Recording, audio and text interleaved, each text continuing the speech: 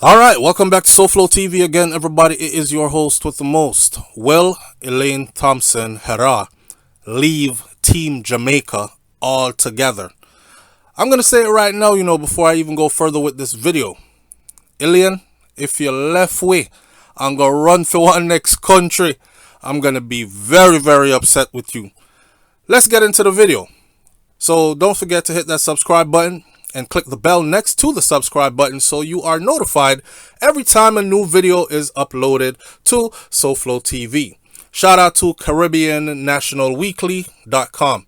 Listen, so the story goes like this. After dismissing earlier claims about her departure from the MVP track club last month, Jamaican two-time sprint Olympic champion Elaine Thompson-Herah, the fastest woman on earth, confirmed the split from the track club MVP on Monday.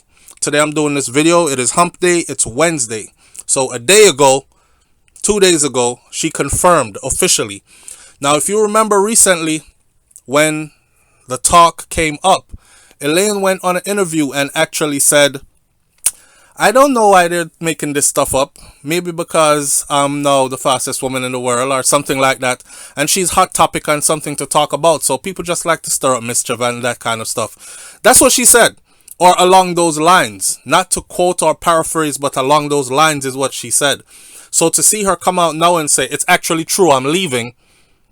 But the coach actually said before, we will see what happens comes mid-October. Well, it's mid-October, so coach must have known that something was off. She was not showing up to practice. And she said that she was taking some extra time off, which is allowed. And she'll get started, in proper timing. Now, in a press statement Thursday, Thompson-Herah outlined that she had started preseason training independently. While people were waiting for her to come back to MVP Club, she started training on her own. In light of an abundance of requests from my fans and concerned Jamaicans, is what she wrote, I want to assure everyone that I have begun my training independently and will continue to do so while I finalize all aspects of my team for the upcoming season. Which means she is shifting and making some changes to include leaving MVP, switching clubs. What club is she going to? Is her husband going to be her new coach? Are they going to go this independently? And I can probably see why or how.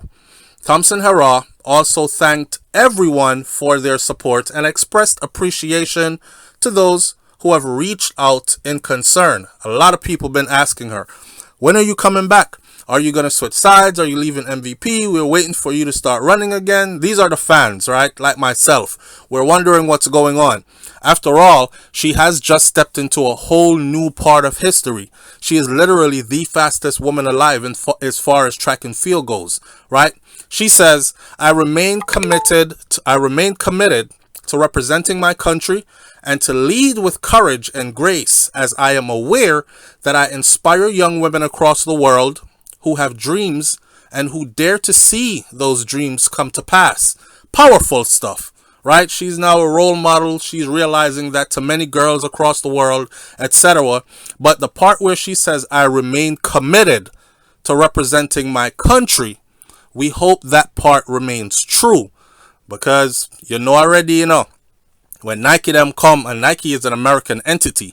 So when Nike them come with the big money and them say, listen, we want you to come run and represent the United States of America. And they fling out $100 million in some contract or something.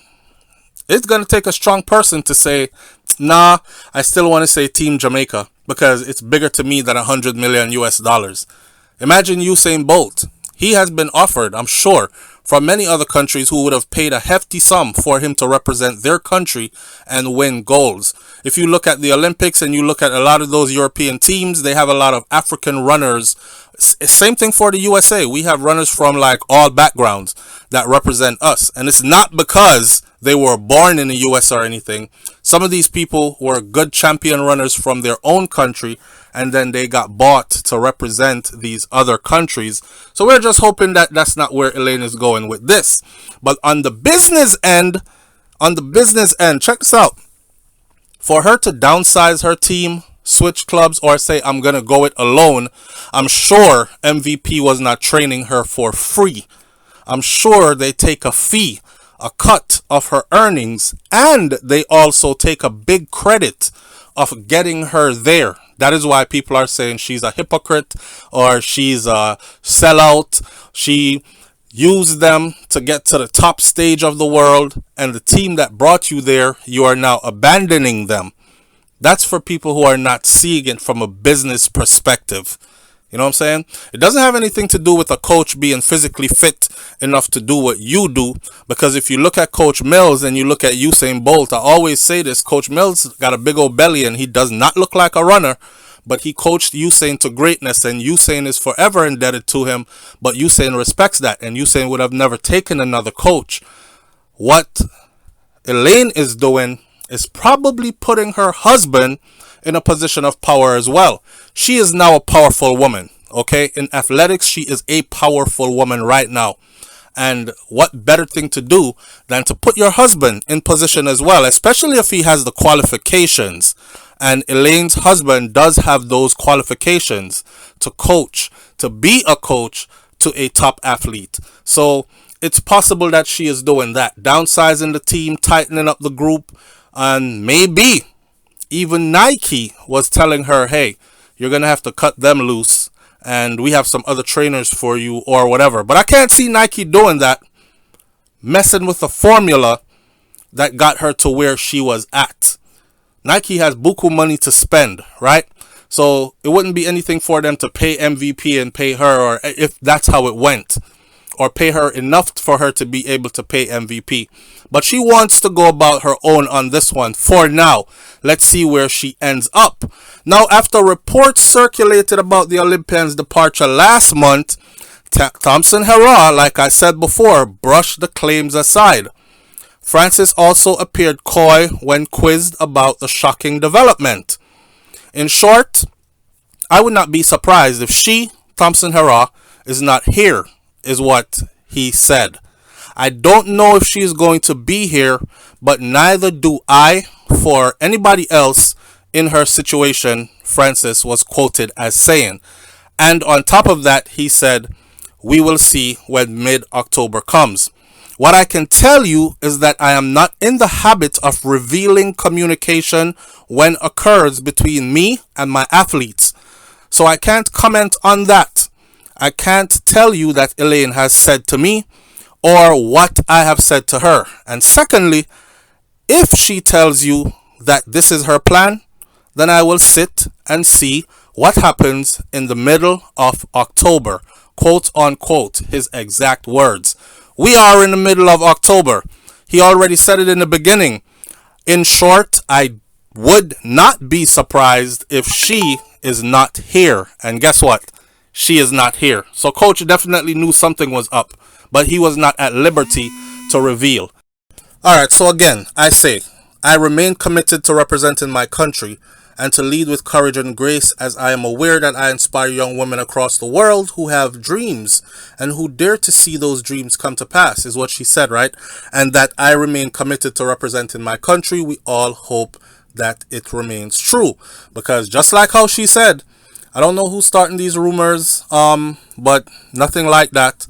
When asked about leaving MVP before, and then now she eventually leaves, which everybody already suspected she was thinking of doing anyways, which in a way is kind of dishonest, but maybe, you know what I'm saying, it's her business, and probably she just didn't feel like revealing so much then because she hadn't worked out the details behind the scenes yet. That kind of thing. I'm giving her some leeway. I'm not going to say Elaine lied to it. I'm just going to say I'm giving her some leeway, you know?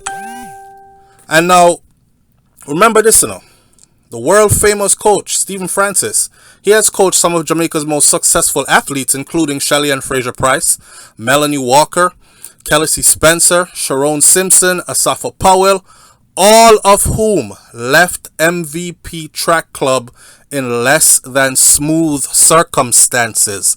I don't know what going over MVP, but that list is a long list of high-performing athletes who left MVP. So Elaine ain't the first one. Shelly-Ann Fraser-Pryce did it as well. And I'll point out that Shelly-Ann actually got better after she left MVP. Not saying anything bad about MVP, but I'm saying there is life after MVP. We are about Elaine getting better. So how about Elaine gets better, beats that one record that stands still, which is the world record for the 100 meters, which is over her head, set by Flojo. When she beats that, because she has beaten the Olympic record, she has not beaten the world record. The world record still stands. And people are saying that she's the one. She's the chosen one. If she gets faster and better, she can beat that record.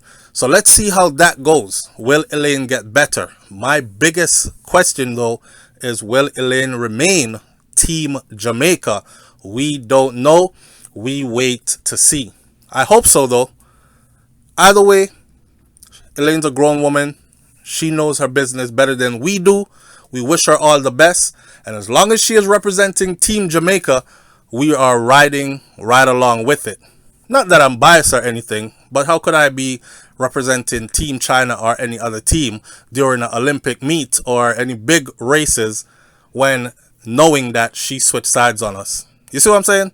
All right, leave your comments in the comment section below. Tell me what you think about this one. It's SouFLoTV.